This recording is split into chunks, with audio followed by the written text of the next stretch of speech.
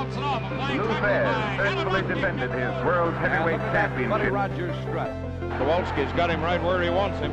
Dory Funk Jr. wanting that World Heavyweight Championship. 10 pounds of pure gold. Simon Felder's Dusty Rhodes has just become the World Heavyweight Wrestling Champion. Presenting the greatest organization in wrestling history. We always deliver on our promises at the National Wrestling Alliance. Yeah, looks pretty hard, and look at what are you going to work now? Oh!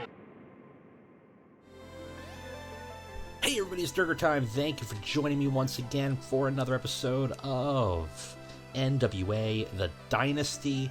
It has been a couple weeks, I think, like 2 weeks or so. I was on vacation for 1 week, went down to Florida with my family. It was very nice. And then obviously with Thanksgiving, it's just been a little difficult to get some episodes going, but we are back on the train. Really excited about what we have going forward. Speaking about excitement, I'm really excited about something brand new that I wanted to announce on the channel. Been hard at work on this for last week, but it's been kind of fermenting for a while. I'm really excited about it, and I think it's going to be a really great addition to the community that we have around this channel and around fantasy booking in general. So with that said, let's take a look.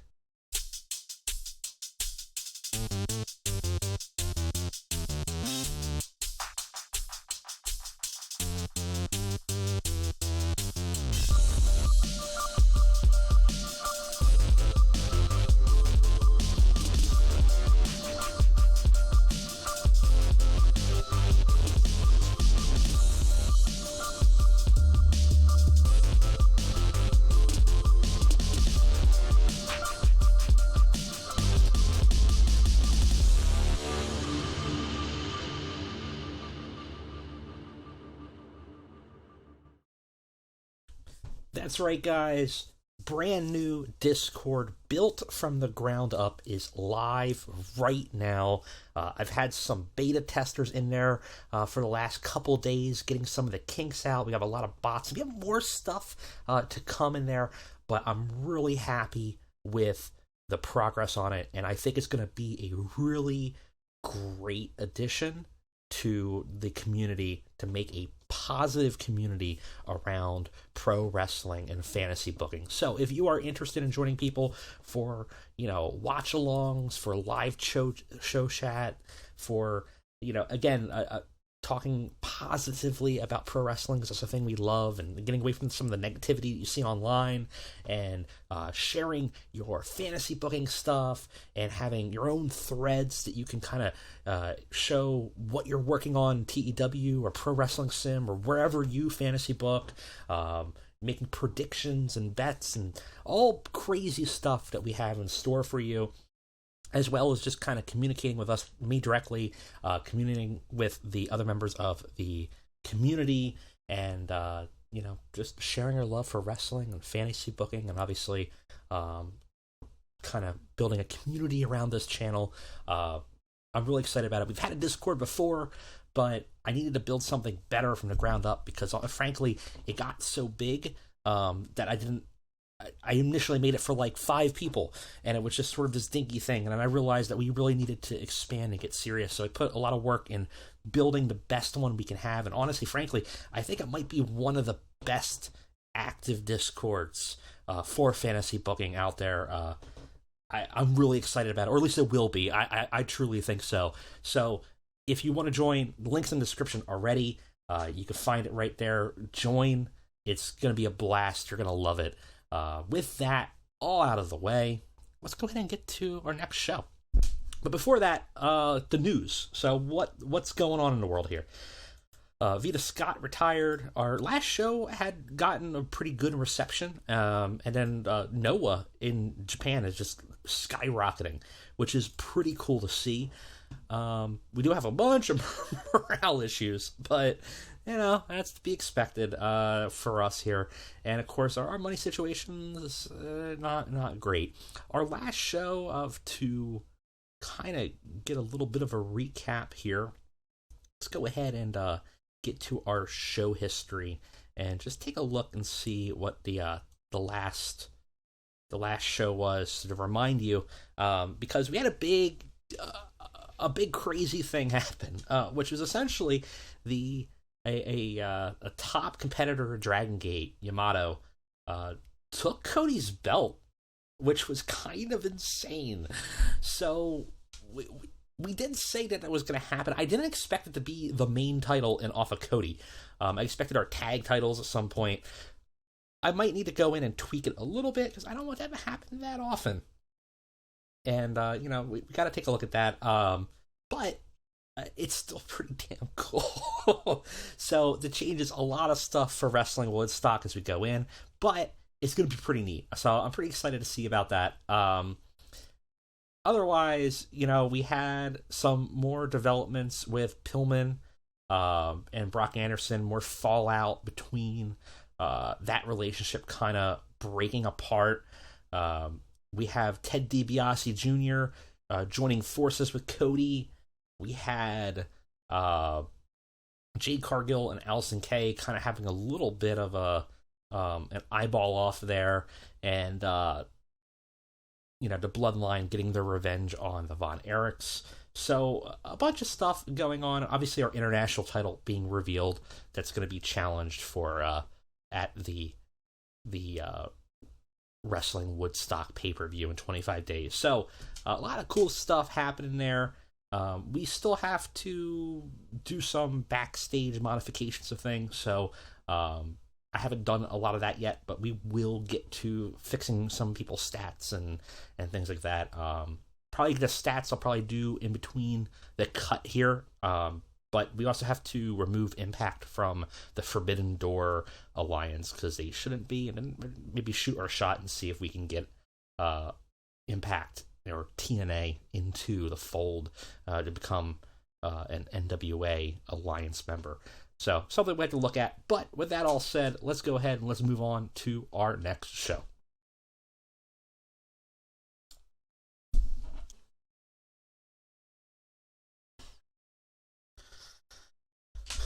Okay, everybody, we are back for an episode of Worldwide. We do have some backstage incidents. Let's go ahead and take a look at those real quick. Nothing crazy. We got one for Juice Robinson and one involving Danhausen. Juice brightened the backstage, was just cheerful and fun to be around. Similarly, Danhausen created a great atmosphere backstage and pulled a great rib on the entire locker room that everyone laughed afterwards about. We do have some people that are upset, though, so we are going to let them complain. A lot of these are just left off the card complaints, so I get it. Some of these guys have not been utilized. We do have to maybe do some cuts in the future. We have to look to see who we're not really using. Steen's been, we kind of had him away for a bit. And I wonder, so Steen and, was it Steen or Zayn that lost? I think Steen won the Crockett Cup. No, Remy won. So Remy's staying around for a bit. Steen's going to take a bit of a break. So, what I'm going to do is, instead of having a minor morale issue, I'm going to spend a little bit of money, and I'm just going to go ahead and talk to him. And, no, I don't want to talk to you. Always forget where in here. There it is. Okay. So I'm going to give him some time off. I'm just going to give him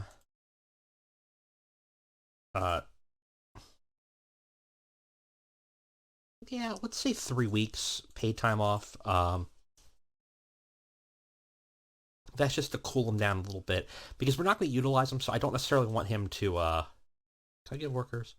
Oh, okay. Well, next episode we'll do it in between, because I'm not going to necessarily use him right away. There's a bit of a plan with him, but I kind of wanted him to stay away after Remy won the death match, give him some time to kind of cool off, and then we're going to bring him back in for another storyline. So I'll give him a little bit of a timeout after this to kind of make that work. We do want to move to a different location, and I don't remember what one we want to target. We want to target all of them, honestly, because we want 59s and all of these, and it's going to be very difficult. But I want to move beyond our broadcast beyond our current location, because our broadcaster wants a certain percentage in all of the areas. So to get a new broadcaster, we basically want, I think it was like 40s in like 3 or 4 places. And we have a huge gap elsewhere. I think Mid-Atlantic is our next big shot here. So we'll go to the Mid-Atlantic. We're going to take a little bit of a hit going here, but that's fine. As we're kind of on a tour for the Woodstock here, pick the best option. And with that, I think we're good to go. So, I will catch you guys all on the flip for another episode of Worldwide.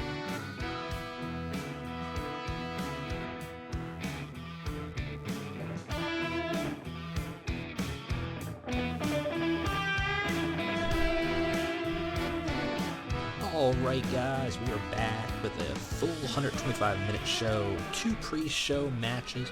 It's a pretty good show. I don't know what the score is going to be, but that's okay, because I think we get a lot of story done. I think we have some pretty interesting matches, but I'm really happy with how this shaped up. And I think it's going to start to lead into some pretty interesting elements going into the Wrestling Woodstock show. So we're planting seeds that hopefully pay off. The big what if, though, is our Dragon Gate friends. How are they going to interact in this environment? I don't know. I did bump Yamato up a little bit and just give him a little bit of an advantage. But we'll have to see how that plays out here. Obviously, popularity is not the end-all, be-all, but this promotion is, I think, a 60-40, so, until he gets more popular, it's going to be a bit of a difficulty here. And we can't realistically make him like a 50 in, the US, right? But we did bump him up. I think we bumped him up to like 25-ish. I did a range from like 26, 24. I have a sort of a metric, or like a loose formula for how the US should break down in terms of popularity based on which regions are like smarkier than others, like which ones have more like internet wrestling knowledge that would be more familiar with a Japanese wrestler. So I have a little bit of a formula where he'll perform slightly better in some areas, but there still might be some tweaking we need to do. Anyways, all of that said, I think it's a pretty good show, even though I don't expect it to score very highly. I hope you guys enjoy. Let's go ahead and let's get to it. Start off that pre-show. Bobby Roode, Tim Storm Jr., and The Butcher versus Colby Corino and the Lucha Club. This is just a fun match, heels versus faces. Giving Tim Storm something to do. We kind of have to pull the trigger on him, do something with him and Bobby Roode at some point. They had this sort of initial success. Roode obviously lost his title shot, so we kind of have to figure out what to do with him, but right now he's in a holding pattern because we have a bunch of other stories going on, so might as well give him some pre-show matches and let him do some work. Tim Storm, though, looking great, 48, Bobby Roode with a 62, Lince Dorado with a 49, Metalik with a 62, Colby Corino with a 53, and The Butcher with a 47. Not too bad overall. It's a 57 overall. Actually, probably should have had this on the pre-show, on the regular show. It would have done better, but we don't really have a story associated with it. So that's kind of the folly of this, of putting random people together tends to do better than my stories, because I'm trying to more focus on building up the storylines for particular wrestlers, and sometimes that does not lead to good segment ratings. So, we have to take what we can get, I guess. Same way, we have Motor City Machine Guns versus the Workhorsemen. Motor City Machine Guns are on the show tonight. Just couldn't fit them in. I was looking for a spot, and there just wasn't a spot. I wish we had a full 2-hour show, because it would be much easier. Or actually, we do have a full 2-hour show. Wish we had a 3-hour show, honestly, or a 2.5-hour show. Would be a lot easier. It's just not a lot of time for the roster for the wrestling, especially when you want each match to be at least 10 minutes. So, yeah, that is what it is. But overall, good match. a win for our champions. Not much else to say about it. It's a 60. I liked it. It worked good. Unfortunately, that might be the highest rating on the show. I don't think so, but it might be. Starting it off in a really underwhelming way. Segment got a 49. We start to show off with Cody backstage talking to the Dynasty, which has gotten smaller and smaller. We got Joe Henning, Mr. Axel, and obviously Ricky Knight Jr., who's not really officially part of the Dynasty. His dad was, till he was kicked out, and Rhodes kind of mentoring him, kind of like taking him on his as like a student. So he's kind of there. He's talking to both of them, and Cody's just looking full unhinged at this point. He goes, listen, these Dragon Gate goobers, if they can come here, they can run this place. Well, we need to make a statement tonight. This is our company. It's our title. And we won't let them take it away without a fight. So, it's time for you two to go take out Yamato's two loser friends at the high end. Make a message. Let them know that we mean business, and we aren't to be trifled with. Axel, totally on board with everything Cody has. It's like, yeah, let's go get him, boss. And he's rushing out there to get some action. Ricky Knight, it's like not too sure about this. Doesn't feel right. It's like, what are we doing? What is the point of this? But he kind of just follows behind Axel more hesitantly. He's not totally bought into the Codyverse here and Cody's machinations like Joe is. Afterwards, we hear Ted DiBiase Jr. from off camera. He's kind of hanging from the back here, Cody's old friend. And he's got some concern. He's like, hey, man, are you okay? Just kind of overhearing the conversation, feeling a little like Cody's looking a little unhinged. And Cody just snaps at him like a little chihuahua. He's like, of course I'm not fine, Ted. And he breathes. I'm sorry. There's a lot going on. Listen, I need your help. Listen, Ted, someone tried to fuck on me. And I need to know who the prick in that ski mask was in Tokyo. Can you help me out? Ted sighs and nods. He's like, yeah, don't worry. I got you, man. So Ted's investigator. Gonna investigate, figure out who the hell attacked Cody Rhodes. Which one of high end was it? Was another member of Dragon Gate? Was a member of NWA? We'll have to find out. But Ted's going to do some digging. Meanwhile, Cody wants his boys to send a message to high end as Yamato is the leader of them. He wants to kind of do a little bit of stable warfare and kind of send a message. Unfortunately, Ricky Knight here is a little underwhelming. Everybody else did pretty okay. So not too bad. But a 49, a little underwhelming. Speaking of underwhelming, this match, not great. Decent wrestling, but didn't have much heat. Dragon Kid and Kazuchika Okuda defeat Joe Axel Henning and Ricky Knight Jr. in 12 minutes. Okuda submits Joe Axel Henning with a cross arm breaker. We protect Ricky Knight here a little bit. Weak links actually are, again, our Japanese wrestlers, just because they don't have that popularity boost there. Match was poorly placed. The crowd was already hot, so this was worked a crowd match. I didn't expect them to be hot already. Okuda really off his game, unfortunately. So not great, but also in storyline, not great for Cody's team, who get a big loss here. And the message is not sent. If the message was, don't mess with Cody's crew, Cody's crew got. And yeah, that's a bit of a problem for him. We also have another pretty poor match. Just a quick, at a spot for Jade Cargill to get more work in. So we just had her dominate some local enhancement talent. She had a 43. I upped her popularity a little bit. 43 sounds about right to me, which is honestly maybe a little generous. It's also a scripted match, so I'll take it. I don't think there's a problem there. 37, you're going to get what you get on a very short match. It's a subpar wrestling 5-minute match. gives Taylor here a jaded in 6 minutes, and got the crowd hotter though. And the hope is that just kind of give her some wins going in towards the title match at the Wrestling Woodstock. Afterwards, Jade does what she does best, honestly. A much better little promo, showing that personality, and does a pretty formal, like, I'm really happy with that for the 59. Just because a quick promo just says, Allison Kay's done. NWA is hers now. And she's just keeping it warm.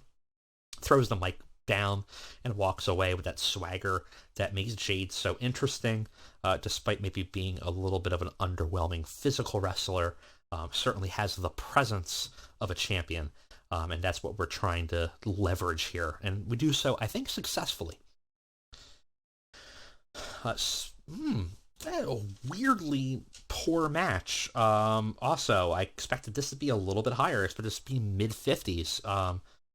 Deserve better announcing. We did lose a wrestling announcer in between. Joe Galley was let go, not let go, but lapsed on his contract. We were looking to hire someone new, and we did, but we didn't get him in time for the show. So we are suffering a little bit from that, and maybe that has a little bit of an impact. Also, Zicky Dice has a stale gimmick that's getting a little bit of a problem here. Overall, Dice has a 42, Remy has a 64. Remy, after a big win after a hellacious Texas Death Match, getting another win in the momentum. 14 minutes gives him a brain buster, and gets the win here with a 49. Afterwards, though, Juice Robinson shows up out of nowhere, who hasn't been on the show in a bit, jumps Zayn after the match, and just beats him all around and just starts attacking him.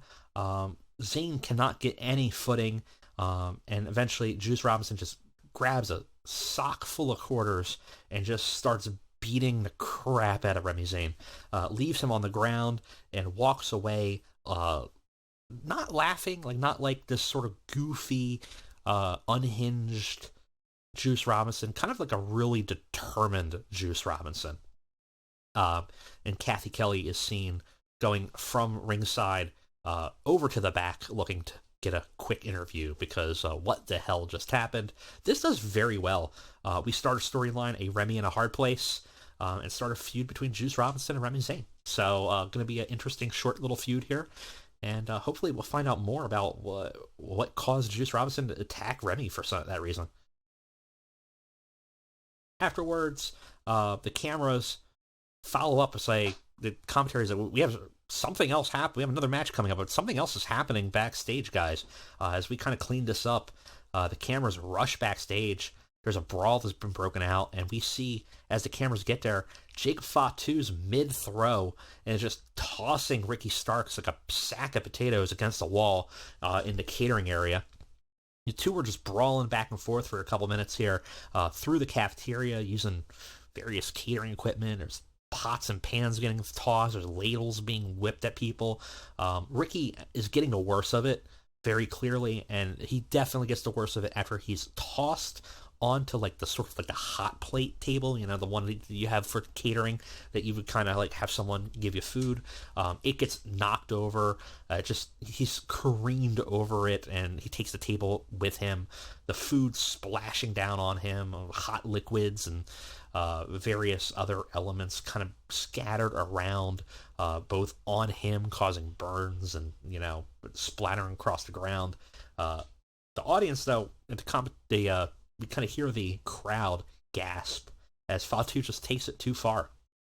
You see him go towards the area behind catering, this sort of half-open kitchen, and he just grabs a chef knife from the block, just sliding it out. He starts walking towards Ricky Starks on the ground. It's looking bad. Looks like someone needs to break this up. And thankfully, before security's managed to get there, Nick Aldis does. And he manages to get Starks from behind, gets the knife out of his hands and away from him, and ends up kind of getting Fatu to recoil. Might be more of a strategic retreat at this point after kind of getting attacked from behind. But Fatu leaves as Nick Aldis is tending to Ricky Starks, but shooting those daggers at Aldis from the eyes, looking like he has a new target in the meantime. This gets to 51, does pretty good. We actually lose heat for the True Blooded storyline, but, we still got this whole dimension here going on with Starks and Fatu and Nick Aldis and the Bloodline seemingly not ready to end. Fatu saying that he was going to take everything from Starks, and it seems like the aggression has escalated here.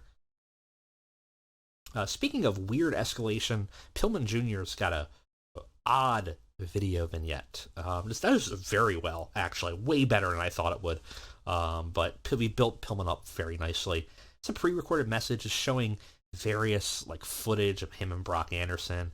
And he sits on a chair in a dimly lit room, and he's rubbing his hands together and talking. Goes, you can only get so far in life. Being yourself. You play by the rules that are set for you. Brock, I thought we'd conquer the world together. For a time, it felt like we did. Then I realized that you never really had it in you. You play by the rules. It only gets you so far.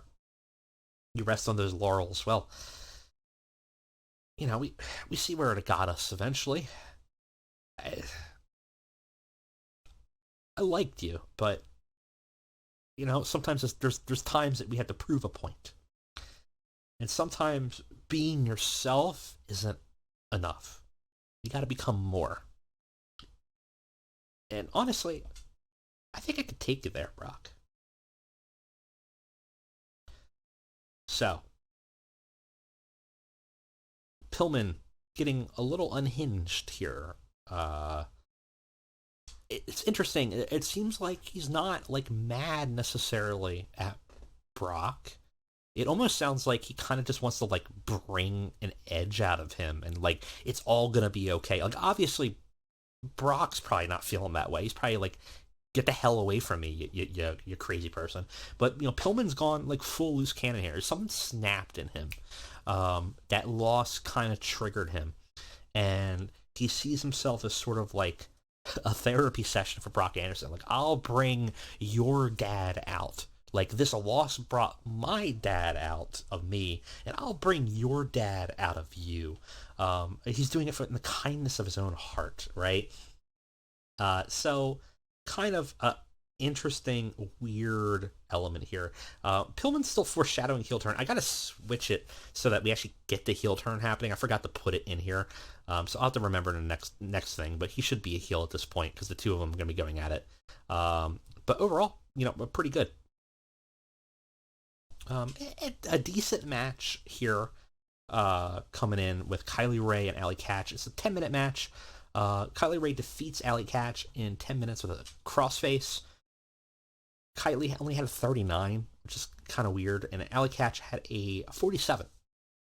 And we start a little bit of a storyline here as Kylie Rae, who hasn't done much for us, but sort of our Bayley-esque, peak NXT Bayley-esque babyface for our women's division, is going against a very dark force member of the cult Josephus here, the tamer of Black Taurus, and gets a win. And obviously that leads to a look of shock on Allie's face.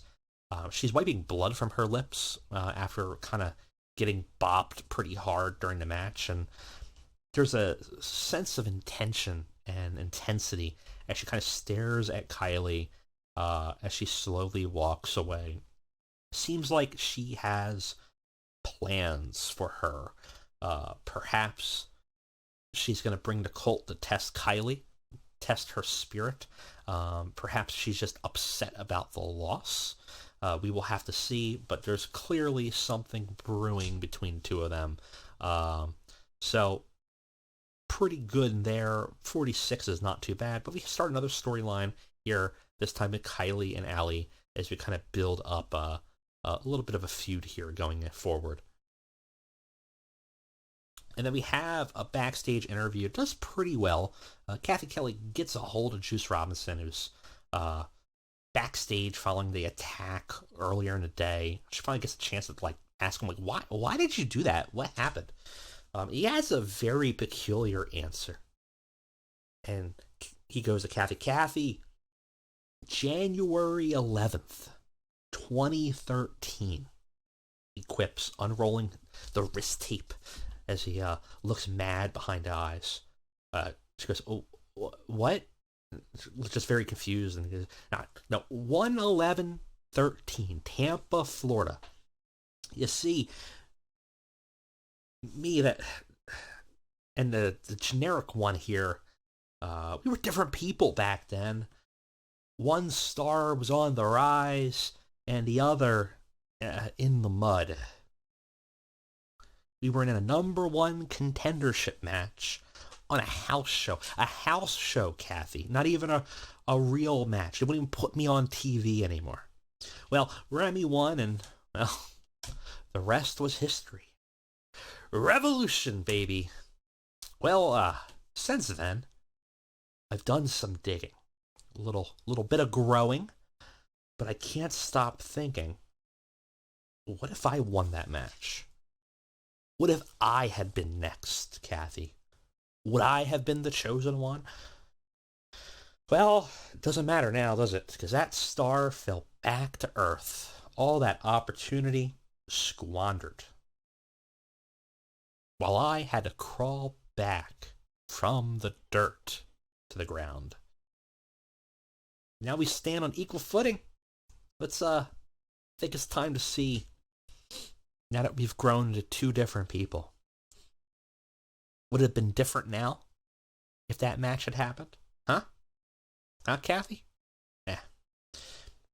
Juice walks away, Kathy dumbfounded. So Juice has this vendetta against Remy Zayn from 10 years ago in an NXT house show match. And he's decided to make this an opportunity now to say, hey man, I'm a very different person than I was 10 years ago. And you are too, but maybe not in a good way. And he's got something to prove. So it's kind of an interesting element here for Juice as he starts to antagonize Remy to go for the big shot here. This gets a 57, very good. After that, we got Outlaw Inc. versus the Cologne Dynasty. A fairly good match, actually. 51's not too bad, all things considered. Cologne's a little bit weaker performance. Eddie, a phenomenal performance. And Homicide had a pretty decent performance. Outlaw Inc. defeat at the Cologne Dynasty in 12 minutes. Eddie Kingston gets the submission on Orlando Colon. Obviously, Eddie's carrying this match. It's not a shock at all. And Orlando was unfortunately the weak link.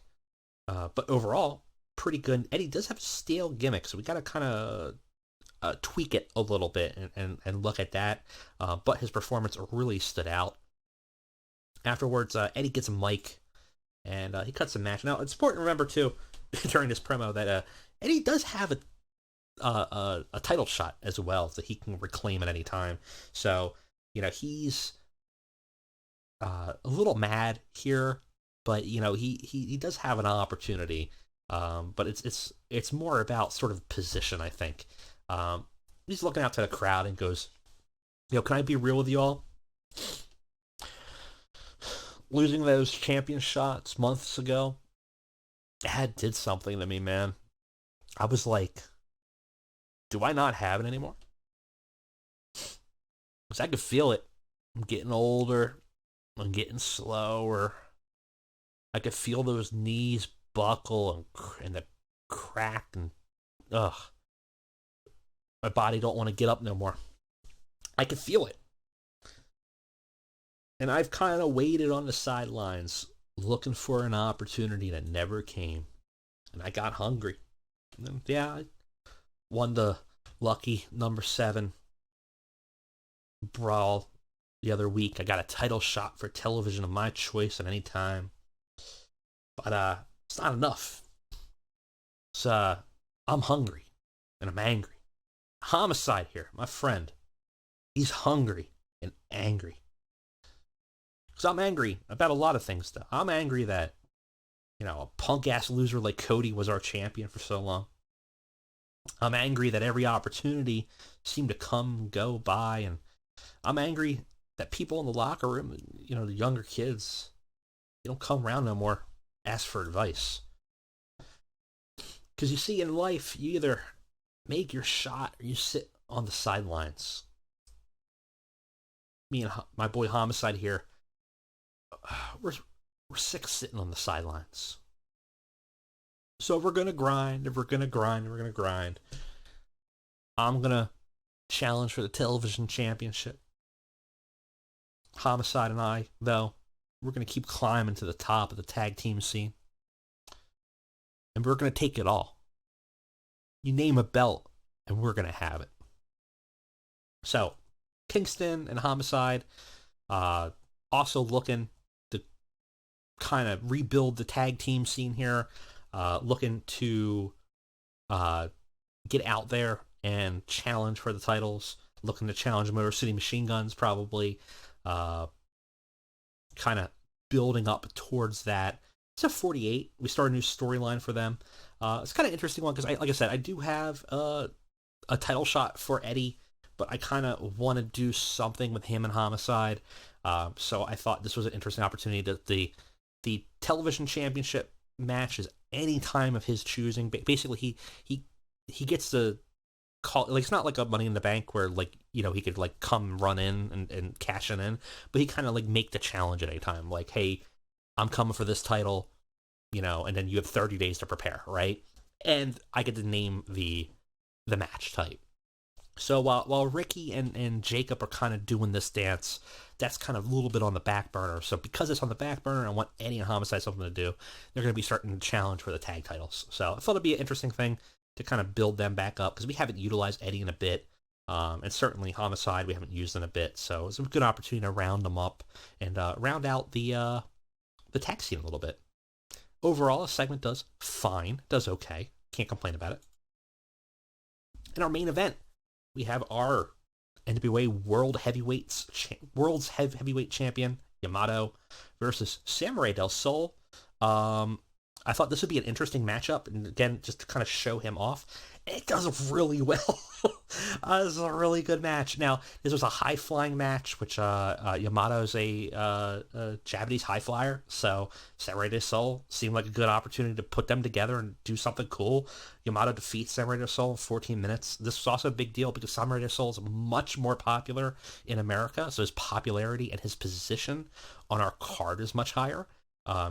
So I was hoping a big win like this that also got a good segment rating is going to give Yamato a lot of more credibility in the next couple weeks as we kind of build up towards that rematch against Cody. Very cool. Very happy with that. That's an awesome main event. With the 59, I couldn't ask for anything more. Played to his strengths and did really well. Afterwards, another actually really good segment. A lot of it was Cody carrying this, unfortunately.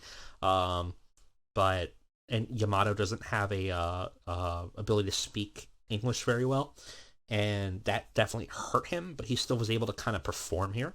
This is a stare down segment where Cody comes out, stares him down before trying to strike Yamato. Yamato blocks it and then kind of hits him back. And the two just start brawling before the staff has to pull them apart and kind of end the show that way. So does pretty well here. 63. I need to find someone to manage Yamato that would make sense that also can speak at least passable English, so that if he wants to do promos, we can kind of have someone to kind of lead into that a bit. So I'm still on the lookout for that. But good way to end the show. Actually, I think this show is better than I thought. Still going to be probably about 55 overall, though.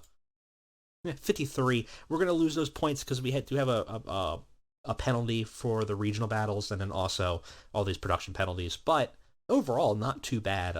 Can't really complain about it too much. Just a few areas that we kind of dipped into that yellow caution area for our scores. So overall, I'm pretty happy with it.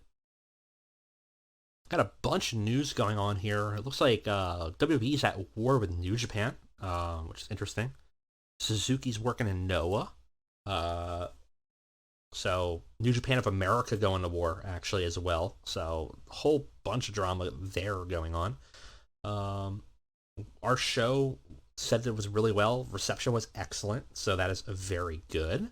Anything else going on? Rev Pro also at war with WWE. WWE is very aggressive right now in this. Angelo Parker staying at AEW. Not a lot going on here in the news other than that, but it seems interesting. Taz extending. So, not a lot of people moving around, but certainly a lot of action going on as things heat up in the scene. And hopefully we can stay out of it. I think we're small enough to not have to worry about it. Our deal expiring for Fight, 1 month left. We know that. 94,000 viewers is pretty good. And we got some injuries that we had to deal with, but not a big deal. Overall, pretty happy with how that came out. So we're kind of building up that area, trying to continue to boost up some of these so that we can get that better broadcasting rating. So that's the ultimate goal here, is we're going to kind of keep on moving around to try to get that, but that's going to be a bit of a long-term game. In terms of money, we're looking okay. Could be worse. We'll see. We'll see. That money is dipping, so we will see. That's why I'm hoping to get that better broadcaster deal sooner than later. With that said, that is all I have for you today. Just another reminder to check the description of this video. That Discord link is going to be in there. It's going to be open. Everybody's welcome to come in. Please join. I want a big, flourishing community. We had a pretty good one in the original Discord, but I'm really happy with how this one looks. So get in there, experience it, and join the community, and hopefully you guys like it. If you like this video, think about subscribing. But that is it for me today. Have a great one, guys. See you next time.